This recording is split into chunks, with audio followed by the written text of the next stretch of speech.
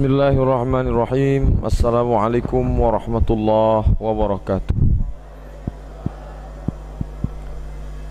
Alhamdulillah wassalatu wassalamu ala Rasulillah Sayyidina wa maulana Muhammad ibni Abdillah wa ala alihi wa sahbihi wa man tabi'ahu wa mawalah. Bapak-bapak, ibu-ibu, hadirin hadirat, bil khusus anak-anak muda Forum Remaja Masjid Mutmainnah yang dimuliakan Allah Subhanahu wa taala. Insyaallah kita ini baik yang tua maupun yang muda sama-sama dimuliakan Allah Subhanahu wa taala. Amin ya rabbal alamin.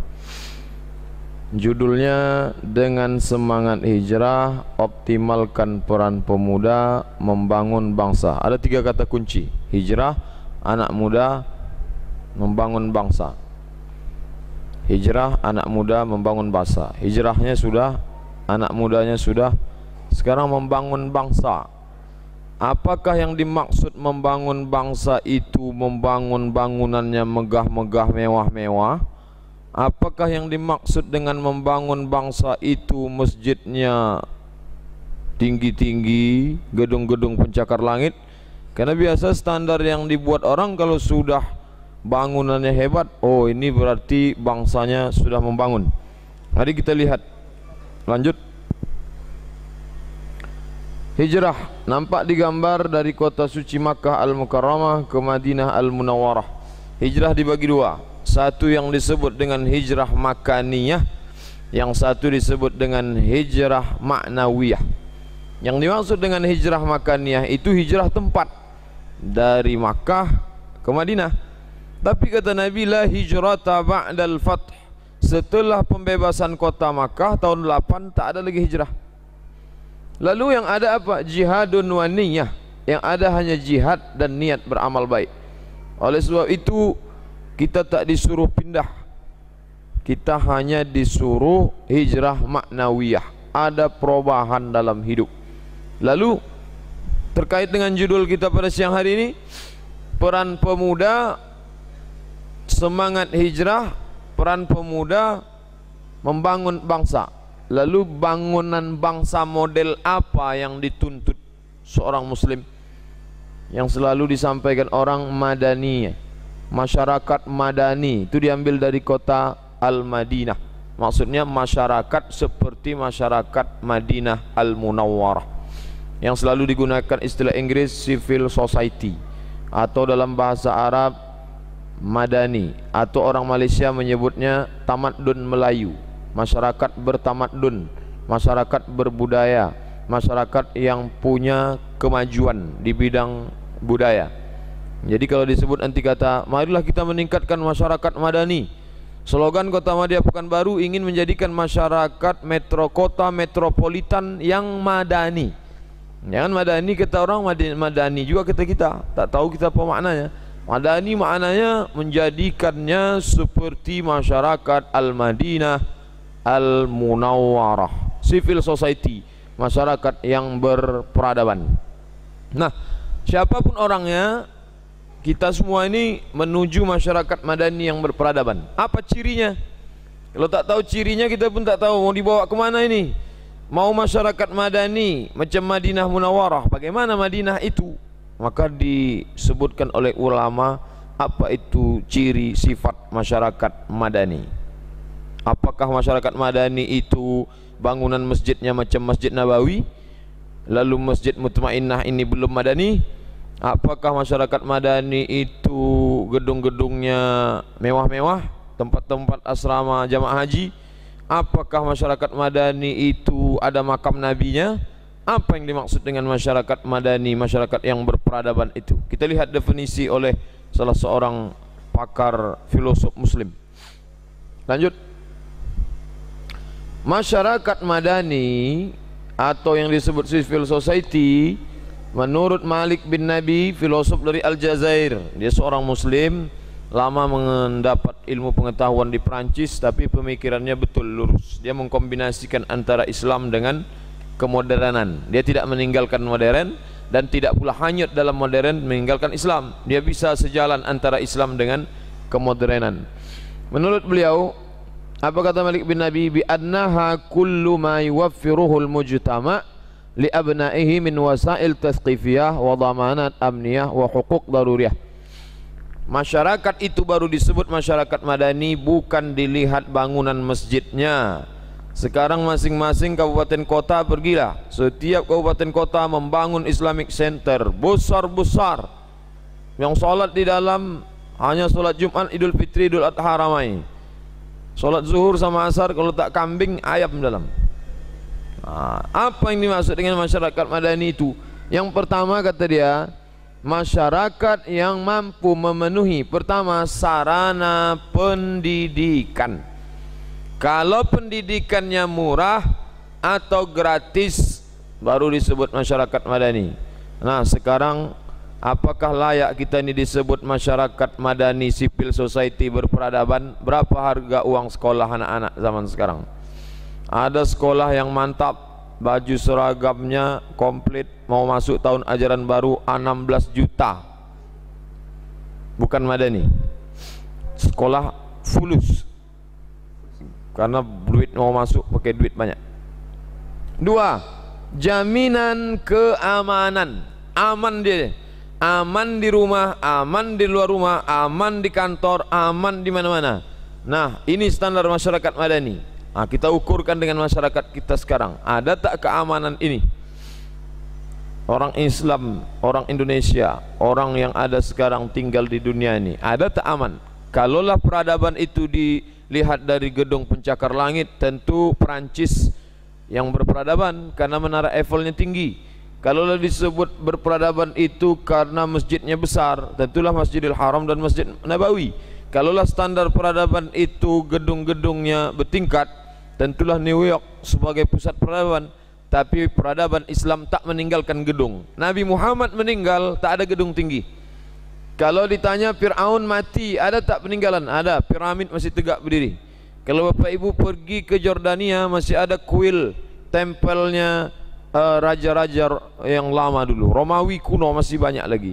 Tapi Nabi Muhammad, mau kalau dicari mana rumah Nabi, tak ada. Karena dia peradaban, bukan peradaban materi fisik. Yang ditinggalkannya apa?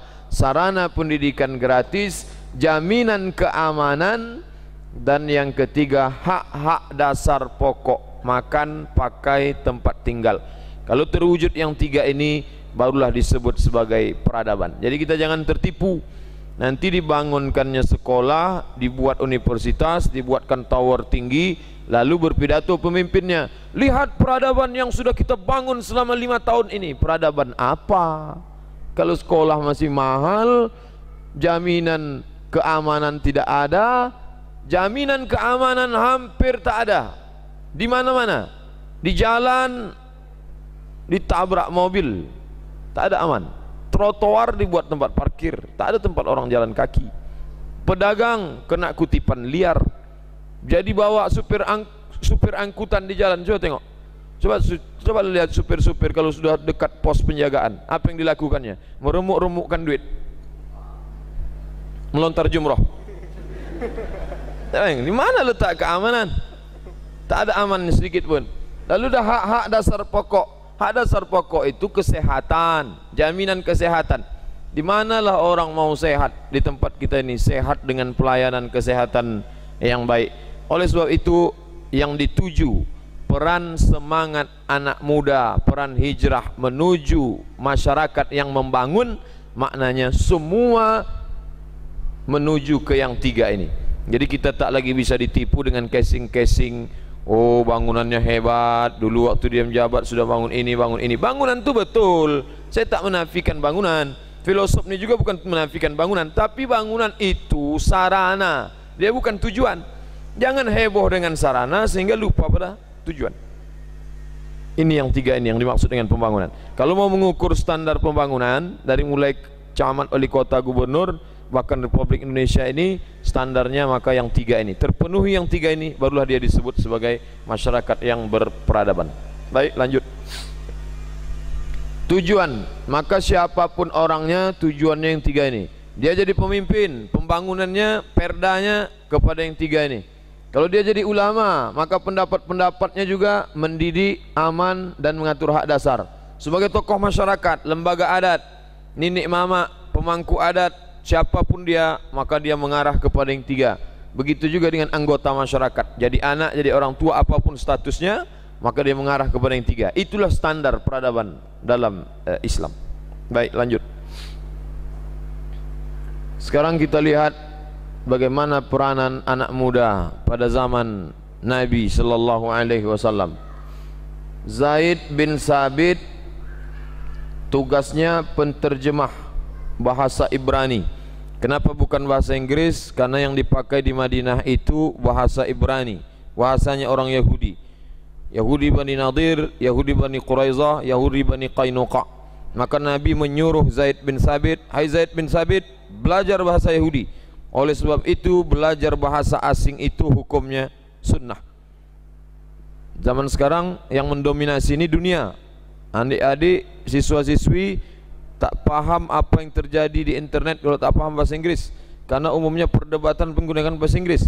Maka mencapai TOEFL, skor TOEFL 550 itu hukumnya fardu kifayah.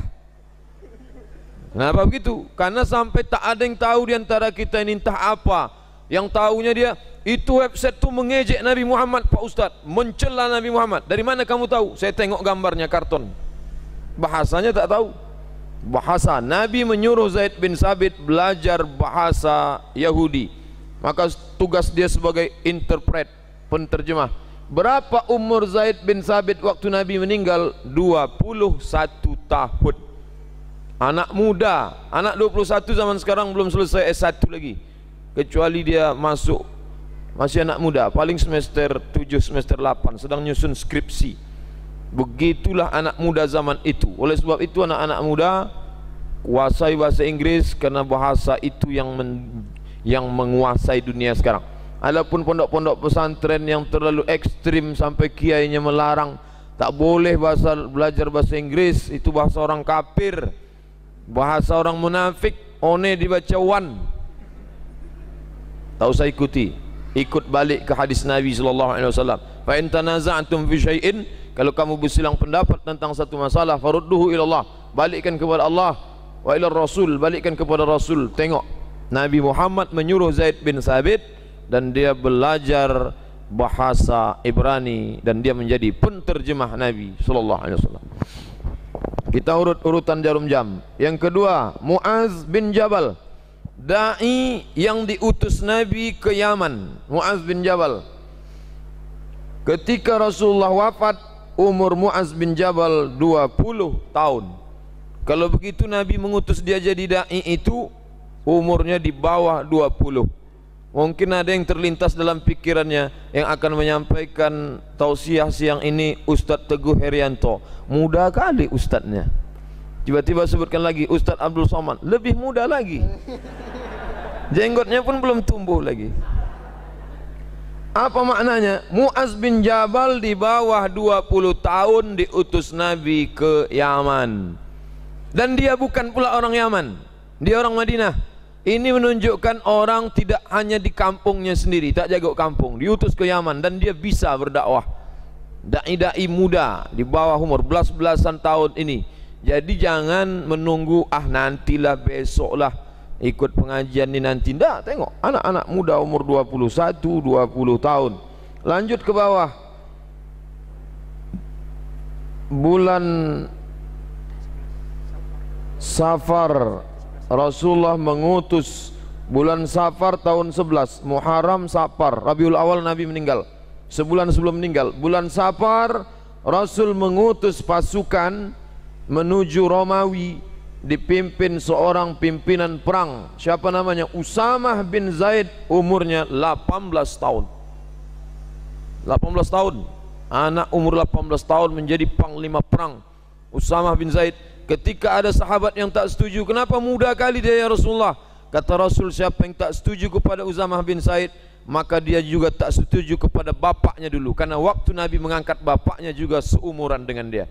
Siapa nama bapaknya? Zaid bin Harithah. Oleh sebab itu bapak dan anak sama-sama punya semangat perang. Yang tak boleh itu bukan mengasihi kepada anak muda. Yang tidak boleh itu memberikan kepada yang bukan ahlinya, walaupun tua. Jadi anak muda yang punya kemampuan, beri dia kepercayaan. Ini contohnya. Tapi orang sekarang banyak salah kepercayaan. untuk yang bahasa, untuk yang dakwah dia tak kasih, tapi kunci mobil dia kasih. Akhirnya ditabraknya, mati semua yang di jalan. Ini perlu diluruskan. Yang kotak sebelah kiri, Anas bin Malik, staf pribadi Rasulullah.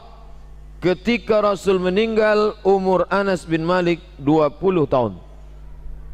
Abdullah bin Abbas, pakar Al-Quran dan hadis. Ketika Rasulullah meninggal, umur Abdullah bin Abbas 15 tahun. Oleh sebab itu anak-anak muda, mereka ini anggota FSR, bukan MM, Forum Silaturahim Masjid Nabawi. Ini anak-anak muda semua. Walaupun yang tua-tua banyak, Bilal bin Abi Rabah tua, kemudian Abu Bakar Siddiq tua, tapi anak-anak muda tetap ada. Meninggal Nabi Muhammad, umur Abdullah bin Abbas 15. Naik Abu Bakar Siddiq 2 tahun, berarti 17. Naik masa Umar bin Khattab, berarti sekitar 18-19. Lalu Umar bin Khattab mendudukkan Abdullah bin Abbas di tengah majlis orang-orang tua. Lalu yang lain komplain, kenapa anak muda ini yang umur 18 ini duduk di tengah majlis kami? Umar bin Khattab mendudukkan Abdullah bin Abbas bukan karena umurnya, tapi karena kemampuan ilmunya. Kenapa begitu? Abdullah bin Abbas banyak menghafal Quran, ayat dan hadis, dan dia juga punya pemahaman yang kuat, karena Nabi pernah mendoakannya, Allahumma faqihhu fid din wa 'allimhu ta'wil. Ya Allah, pahamkan dia ilmu agama, wa 'allimhu ta'wil, dan ajarkan dia ta'wil. Jadi anak muda dalam Islam amat sangat punya peranan. Lalu bagaimana dengan hijrah? Siapa anak muda yang punya hijrah, yang punya peran dalam hijrah? Asma binti Abi Bakar, anak muda. Amir bin Fuhairah, anak muda. Ali bin Abi Talib, anak muda. Jarak umur antara Nabi dengan Ali itu 30 tahun. 30 tahun antara Ali dengan Nabi. Maka kalau Nabi hijrah umur 53, berarti Ali itu umurnya saat itu 23. Sangat muda belia. Mereka inilah yang punya peranan dalam perjuangan Islam. Yang penting dia diberikan amanah kepercayaan. Itu sekelumit tentang sahabat-sahabat Nabi, dan perannya sangat penting besar dalam sejarah Islam. Baik, lanjut. Masa muda bagian dari proses, dimulai dengan telentang, lalu kemudian berjalan sampai jalan kaki 3, sampai tak berkaki sama sekali, sampailah berbaring. Siapapun namanya, siapapun orangnya pernah melewati masa muda. Tak ada di dunia ini orang yang lahir langsung tua, tak ada. Pernah melewati masa muda. Itulah mengapa dalam Islam ditanyakan tentang masa muda. Oleh sebab itu, maka masa muda, masa pembentukan, sahabat-sahabat Nabi tadi menceritakan kepada kita bagaimana Nabi memberikan kepercayaan pada anak muda, dan anak muda pula dibentuk. Tapi dia tidak terbentuk, dia dibentuk. Siapa yang membentuknya? Ini bahan dari kajian kita. Baik, lanjut. Masa muda antara balasan dan tanggung jawab. Yang mana balasan? Kiri. Yang mana tanggung jawab? Kanan. Yang mana balasan? Yang hijau. Yang mana tanggung jawab? Yang oranye. 5 perkara yang akan ditanya nanti di hari kiamat.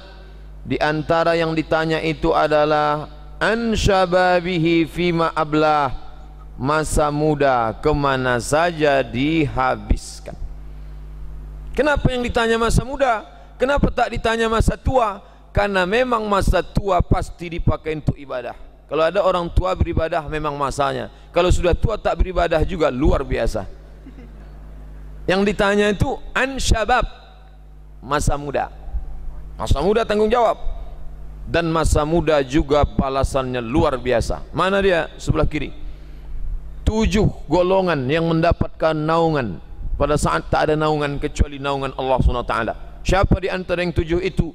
Wasyabun nasha'a fi ibadatillah, anak muda yang tumbuh dalam beribadah kepada Allah Subhanahu wa ta'ala. Anak muda tumbuh dalam beribadah. Ketika anak muda yang lain tumbuh dalam geng motor, ada anak muda yang lain tumbuh dalam narkoba, ada anak muda yang lain tumbuh dalam hawa nafsu, tiba-tiba ada satu anak muda yang tumbuh dalam beribadah. Kenapa disebut anak muda?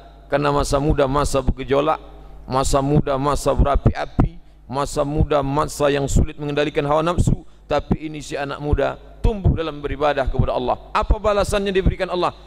yuzilluhumullahu fi zillihi, diberikan Allah naungan yang pada hari itu tak ada naungan kecuali naungan Allah Subhanahu wa taala. Mudah-mudahan seluruh anak muda remaja masjid FSR MM masuk dalam yang dapat naungan ini insyaallah.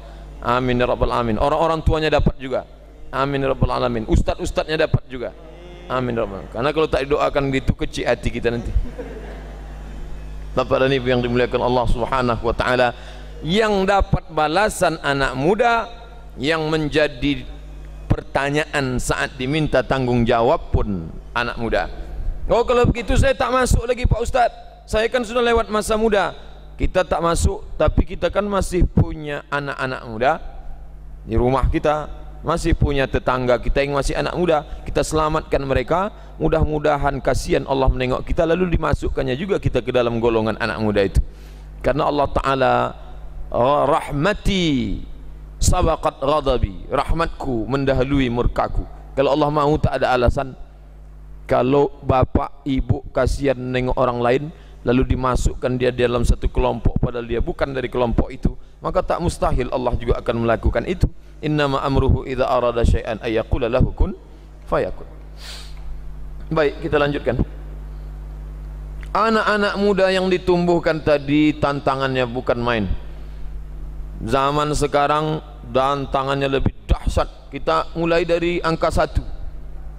Angka 1, Bapak Ibu tahu tafsir apa makna. Nomor 2, angka 3, say no to drugs. Yang bawah ni angka 5, itu macam koslet-koslet kepalanya, galau, susah hati. Angka 6, tawuran. Angka 7, ini yang paling banyak merisaukan kita, caution, warnet, danger. Malam Sabtu, malam Ahad, anak-anak muda kita iktikaf di warnet. Ustaz Mustafa buat iktikaf di Masjid Agung An-Nur. Orang-orang tua, anak-anak muda kita tak tahu entah di mana. Kalau disalahkan semuanya ke anak muda, tak juga kita bisa salahkan. Karena mereka melakukan itu dibuka. Siapa yang mengasih izin pembukaan warnet? Orang warnet pun tak bisa juga disalahkan. Kenapa dia tak diawasi? Jadi ini mata rantai yang tak ada putusnya. Ini salah, kenapa datang? Warnet itu menyalah, dia tak mau disalahkan. Kenapa kamu buka? Ya saya tak salah, saya cuma buka. Kenapa dia datang? Yang ini salah, kenapa kamu datang? Saya sebetulnya tak ada niat mau datang, tapi pas lewat saya tengok buka, saya belok. Sebab itu mereka ini sampai jam 1 sampai jam 2 tak pulang. Apa mungkin dia jalan kaki ke warnet itu? Tidak. Pasti dia bawa kunci sepeda motor. Kunci kenapa tak dipegang orang tua? Kenapa tak ada pengawasan?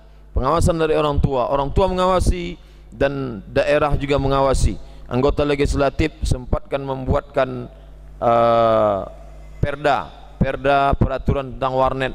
Anak-anak yang pakai baju seragam tak boleh masuk warnet. Pada waktu malam warnet harus tutup dari jam 10, tutup sampai besok pagi jam 6. Kemudian pula warnet harus pakai blok, website porno harus ditutup. Kemudian pula tempatnya itu harus transparan, pakai kaca-kaca, macam kaca masjid ni terbuka.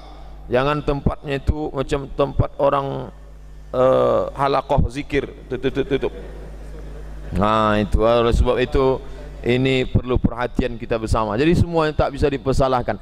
Zaman kita dulu memang yang jahat itu tetap ada. Yang namanya orang tak bisa dikatakan sekarang ni orang jahat-jahat Pak Ustaz. Enggak. Yang namanya orang jahat sebelum Nabi Adam aja iblis sudah ada, setan sudah ada, jin sudah ada. Oleh sebab itu yang namanya baik dan buruk, baik dan jahat itu memang sudah ada sejak zaman dulu. Oleh sebab itu kita tak dapat salahkan. Hanya saja frekuensinya, tingkatnya itu lebih banyak di zaman kita sekarang dibandingkan dengan zaman dulu. Maka pengawasan orang tua, guru di sekolah jauh lebih hebat daripada zaman dulu. Baik, kita lanjutkan.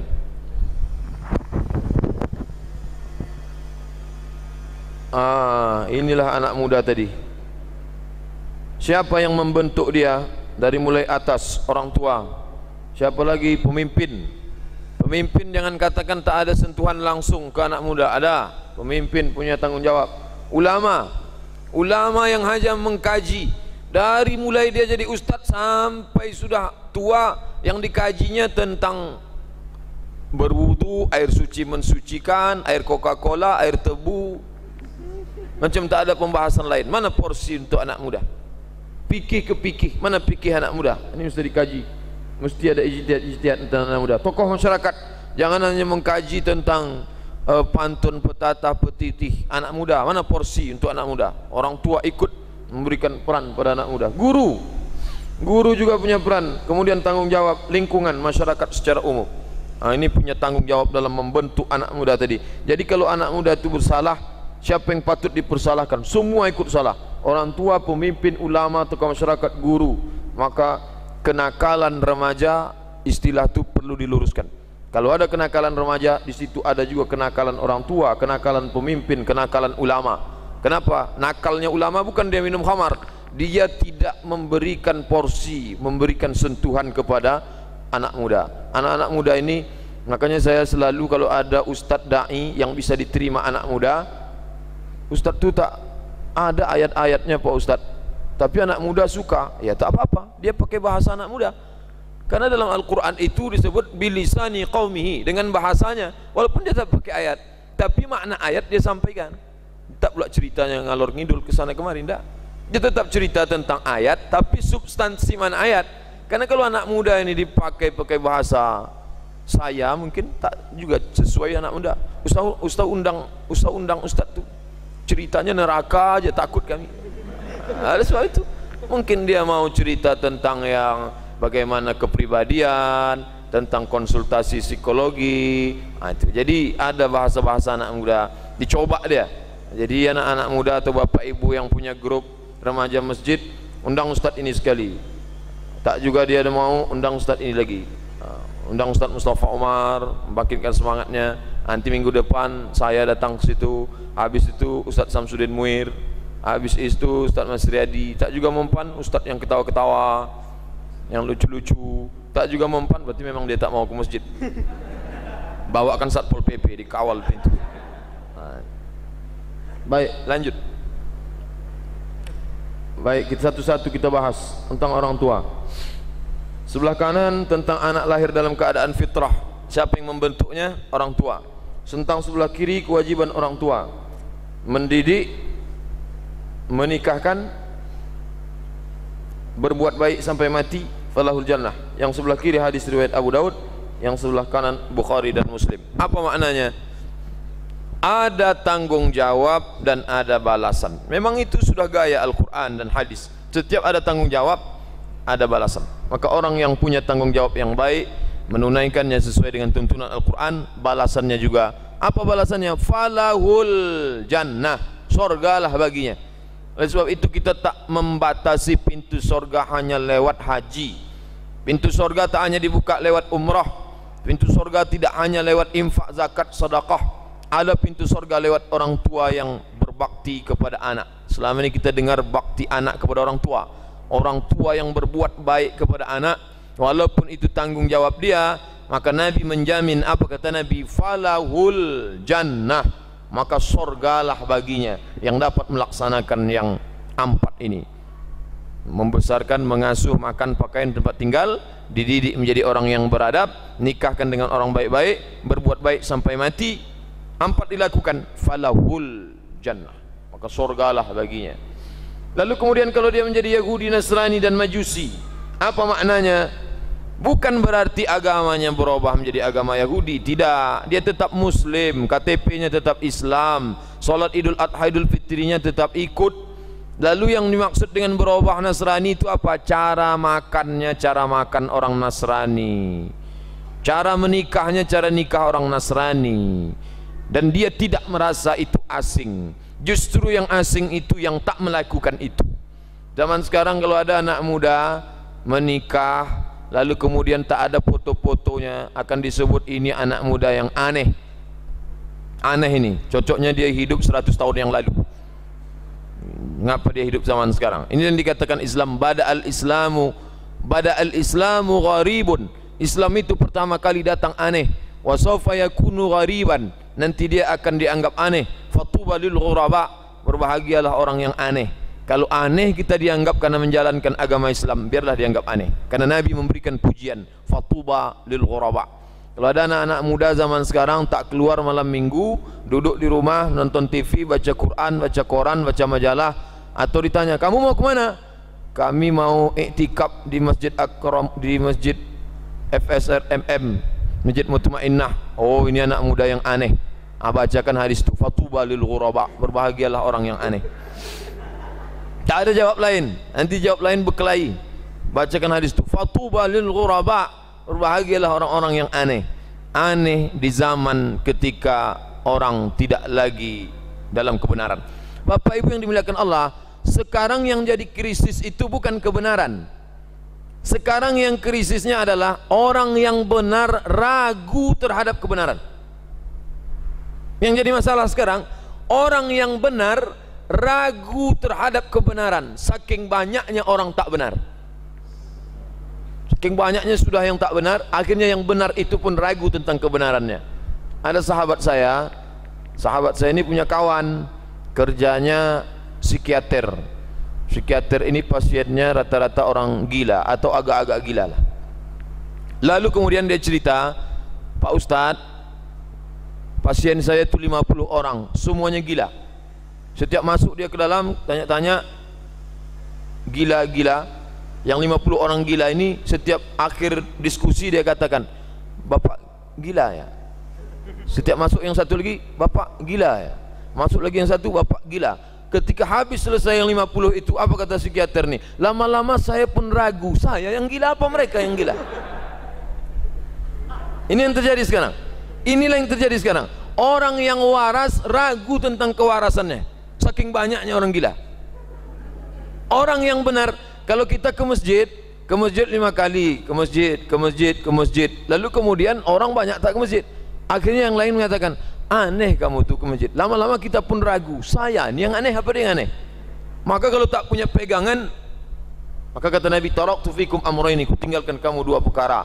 In tamassaktum bihima, kalau kamu pegang teguh yang dua ini, lan tadillu abada, kamu tak akan sesat selamanya. Apa itu? Kitab Allah wa sunnati, peganglah sunnah.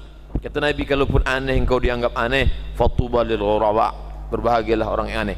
Maka banyak orang-orang tua sekarang yang dianggap aneh. Orang tua yang melarang anaknya pacaran, aneh. Orang tua yang tak mengasih izin kendaraan bermotor, aneh. Orang tua yang tak mengizinkan anaknya kursus sampai larut malam, aneh.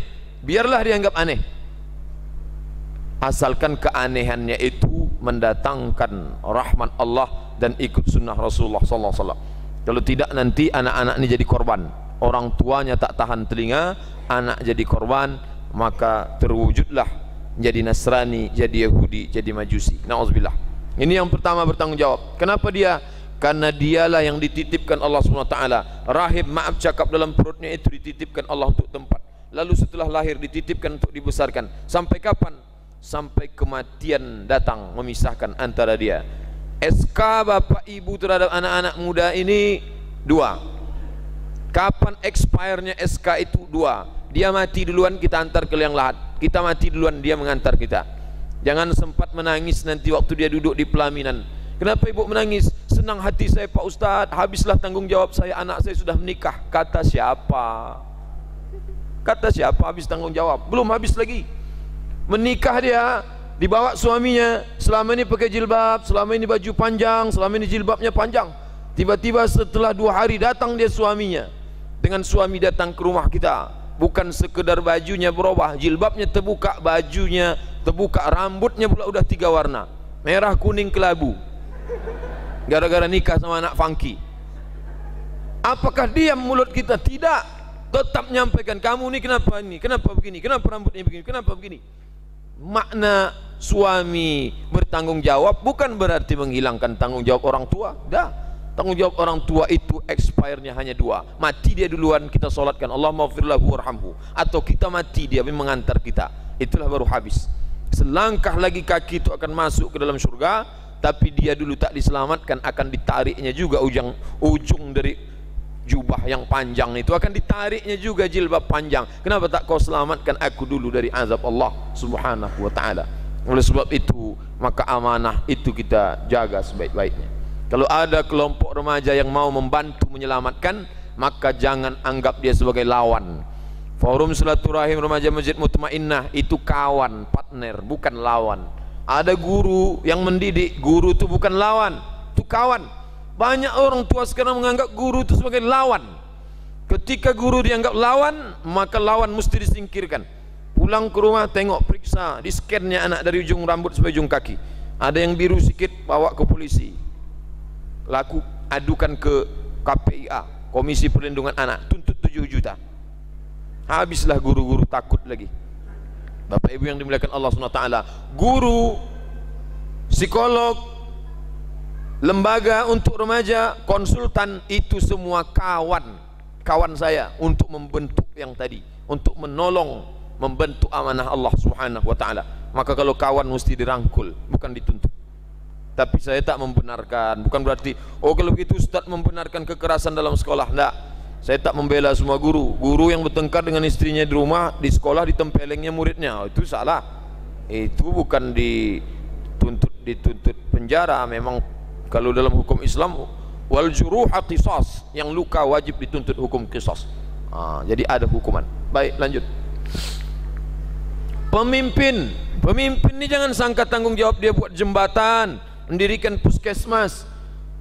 Wa kullukum ra'in wa mas'ulun ar-ra'iyati. Setiap kamu adalah pemimpin dan akan bertanggung jawab terhadap apa yang dia pimpin. Hadis Bukhari Muslim. Apa itu? Pendidikan agama pada sekolah umum. Anak-anak ini kenapa buta agama? Karena tak dididik agama. Kenapa pendidikan agama tak dapat? Karena dulu sekolah tak ada pendidikan agama. Kenapa sekolah tak ada? Karena Diknas tak pernah membuat. Siapa yang membuat itu Diknas? Pemimpin aturan dari atas. Ingat, kena pemimpin kena dalam urusan pendidikan agama. Perda, Perbub, Pergub, peraturan daerah, peraturan bupati, peraturan gubernur, itu mesti peraturan yang menangkal perbuatan maksiat. Ustaz tak bisa disalahkan, hanya Ustaz menyampaikan tausiah, ceramah, khutbah Jumat. Itu pun tausiah tak banyak orang datang. Khutbah Jumat semua tidur. Apa yang mau disalahkan? Maka yang paling bersalah adalah yang tak mengeluarkan Perda, Pergub, Perbub. Mereka ini ikut membentuk remaja. Kenapa tak dikeluarkan Perda? Padahal kalau mau dia duduk, dia kan digaji itu untuk ngomong. Mereka itu digaji untuk bicara. Parlemen diambil dari bahasa Prancis, parler. Parler artinya ngomong. Saya tak bisa ngomong. Je ne parle pas français. Saya tak bisa bicara bahasa Prancis. Parler, ngomong. Parlemen, tempat ngomong. Jadi kalau ada orang datang ke situ tidur, itu makan gaji haram. Karena dia digaji untuk bicara. Bicara dia. Ini anak-anak muda banyak keluyuran malam. Keluarkan perda, anak muda tak boleh keluar malam. Kalau keluar ditangkap Satpol PP, dicambuk 100 kali. Bisa, kalau mau. Itu bisa, perda. Itulah gunanya. Siapa yang memilih dia duduk di situ? Kenapa orang yang tukang tidur bisa duduk di situ? Yang memilih bapak dan ibu. Maka orang ini kalau dicerdaskan, hasilnya akan cerdas. Tapi kalau dia tak cerdas, duduklah orang yang bodoh. Apalagi yang model bisa serangan pajar 300.000, pilih. Maka ada slogan, penyamun di negeri perampok. Kenapa bisa naik penyamun? Karena dipilih oleh perampok. Kenapa perampok memilih penyamun? Karena bersaudara harus memilih. Oleh sebab itu ingin ditanggung jawab bersama. Karena kita tak bisa. Orang tua mendidik di rumah, berapa lama dia sanggup mendidik? Paling dari pagi sampai siang. Guru berapa lama mendidik? Hanya di sekolah. Lepas itu kemana dia? Dia harus diawasi dengan Perda, Perbub, Pergub. Lalu kemudian pengawasan umum. Pengawasan umum ini buku, film, sinetron. Sinetron di tempat kita semua keluar. Dari mulai cerita tentang perampok yang takut hantu sampai hantu yang takut perampok. Ada semua ditonton. Buku semua. Pergilah ke toko buku. Ruang tafsir Al-Quran, semua tafsir ada. Ibnu Katsir, Tabari, Said Qutb, Fakhruddin Ar-Razi, tafsir Muhammad Yunus, tafsir Misbah, semua ada. Ruang hadis, semua ada. Ruang umum, yang umum ni semua ada. Darmo Gandol, Gatoloco, Manunggaling Kaula Gusti, Syiah, semua ada buku. Itu kenapa bisa dicetak? Kenapa bisa izin? Mana pengawasan? Siapa yang mengawasi? Oleh sebab itu Ustaz hanya bisa tanggung jawab, tanya jawab di masjid.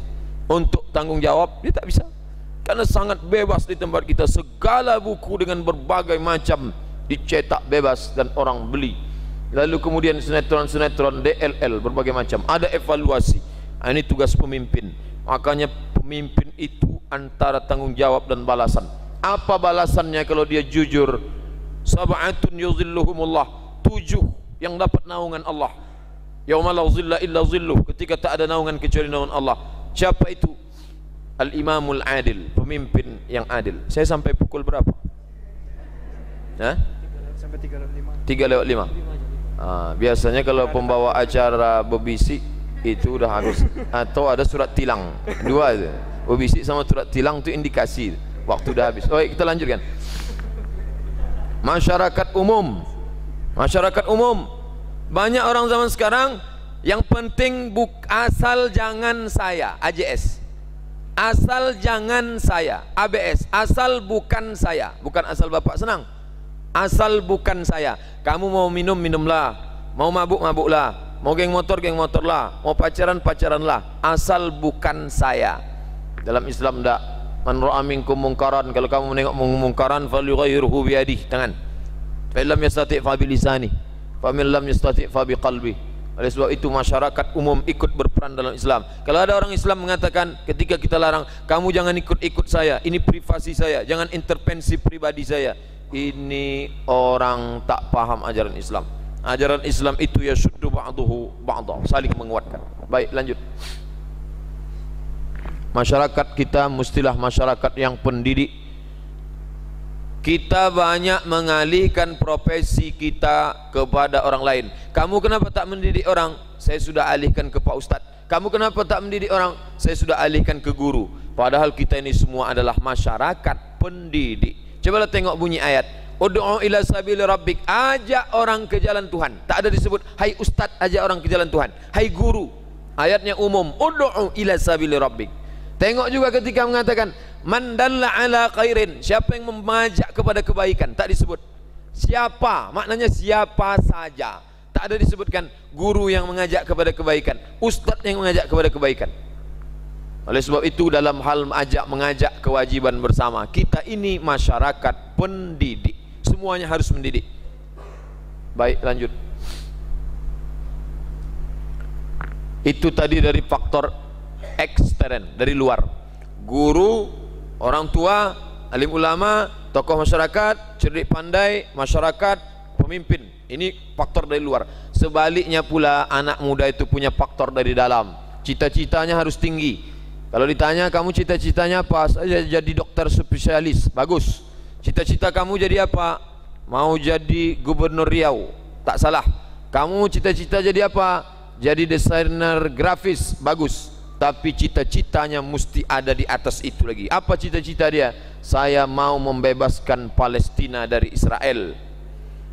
Apa cita-cita kamu? Saya mau jadi dokter spesialis. Setelah itu saya akan buat ikatan dokter spesialis, membuatkan rusunawa untuk seluruh anak-anak yang terbengkalai pendidikannya, anak yatim, orang susah. Kalau saya jadi nanti, maka tak ada lagi orang susah di lampu merah. Ini harus cita-cita tertinggi. Supaya apa? Supaya jangan dia puas dengan cerita yang sedikit dan kecil tadi. Banyak sekarang orang sudah merasa puas dengan profesornya. Alhamdulillah, cita-cita saya sudah selesai Pak Ustadz. Ini cita-cita tertinggi. Anak-anak muda tanamkan dari sekarang. Cita-cita tertingginya adalah yang target teratas, selamat Palestina dari Israel. Anak-anak orang susah hilang. Yang sebelah kanan, syariah the only option for the UK. Hukum syariah satu-satunya solusi untuk UK. UK, United Kingdom, Inggris. Orang Inggris berani buat slogan. Orang Inggris yang negeri kafir berani mengatakan syariah adalah solusi untuk UK. Bisa-bisanya Indonesia yang dulu merdekanya diteriakkan pakai bambu runcing Allahu Akbar, tapi mau pakai hukum yang bukan syariah. Bayangkan. Maka cita-cita tertingginya mau jadi profesor, doktor, ahli hukum konvensional, bagus, tapi cita-cita tertingginya tegaknya syariah. Jadi anak-anak ini dari dalam. Orang tua bagaimana peran dia? Dia membangkitkan semangat, menolong. Ulama, cerdik pandai membangkitkan semangat itu. Itu yang dapat saya sampaikan. Mohon maaf banyak kata tak berkenan di hati Bapak Ibu. Wassalamualaikum warahmatullahi wabarakatuh.